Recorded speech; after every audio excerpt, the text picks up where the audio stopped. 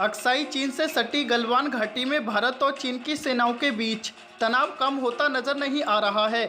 इसी बीच गलवान घाटी की सैटेलाइट इमेज सामने आई है, जिसमें दोनों देशों की सेनाओं के खेमे साफ नजर आ रहे हैं। इन तस्वीरों में चीनी सेना के 80 टेंट और फौजी गाड़ियां साफ दिखाई दे रही हैं।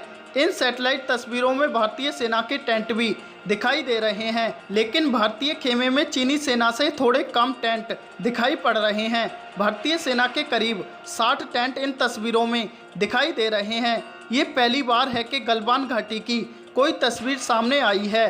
भारतीय सेना ने आधिकारिक तौर से तो कुछ भी इन सैटेलाइट तस्वीरों के बारे में कहने से इनकार कर दिया है, लेकिन सूत्रों ने बताया है कि अगर चीनी सेना के टेंट गलवान घाटी में दिखाई पड़ रहे हैं तो भारतीय सेना के टेंट भी दिखाई दे रहे हैं। हालांकि दोनों देशों की सेनाओं के खेमे एक दूसरे से कुछ दूरी पर हैं। इन सैटेलाइट तस्वीरों को ऑस्ट्रेलिया के एक think tank ASPI Australian strategic policy institute से जुड़े एक जानकार ने जारी किया है। सैटेलाइट तस्वीरों में गलवान घाटी के करीब DBO रोड पर भारतीय सेना की वो डिफेंस फैसिलिटी भी दिखाई पड़ रही है, जिसको लेकर चीनी सेना को कड़ा ऐतराज है। साथ ही गलवान नदी के करीब सड़क भी दिखाई पड़ रही है। बता दें कि इन दिनों लद्दाख से सटी वास्तविक नियंत्रण रेखा पर कई जगह भारत और चीन के सैनिकों के बीच तनाव चल रहा है।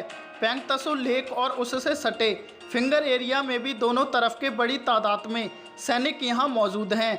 इसी बीच खबरें आईं कि इस महीने की शुरुआत में चीनी सैनिकों ने भारतीय सेना की एक पेट्रोलिंग पार्टी को बंधक बनाने की कोशिश की थी, लेकिन सूत्रों ने साफ किया कि ऐसी स्थिति नहीं आई थी। लेकिन चीनी सैनिकों ने भारतीय सैनिकों के गश्त लगाने के दौरान सामने आकर अवरोध पैदा किया था। उसके बाद ही दोनों देशों के सैनिकों में मारपीट और पत्थरबाजी की घटना सामने आई थी। हालांकि फिंगर एरिया में मामला सुलझा लिया गया था, लेकिन अभी भी यहां दोनों तरफ के सैनिक बड़ी तादाद में तैनात हैं। चीनी सेना यहां पर भारतीय सेना को एक सड़क बनाने से रोकने पर आमादा है। इसी बीच बॉर्डर पर बढ़ते तनाव के बीच थल सेना प्रमुख जनरल MM नरवणे ने शुक्रवार को लेह स्थित 14वीं corps fire and fury corps का दौरा किया। साथ ही सेना की ऑपरेशनल तैयारियों का जायजा भी लिया। बता दें, फायर एंड फ्यूरी कोर की ही जिम्मेदारी लद्दाख में चीन सीमा से सटी वास्तविक नियंत्रण रेखा की रक्षा करना है।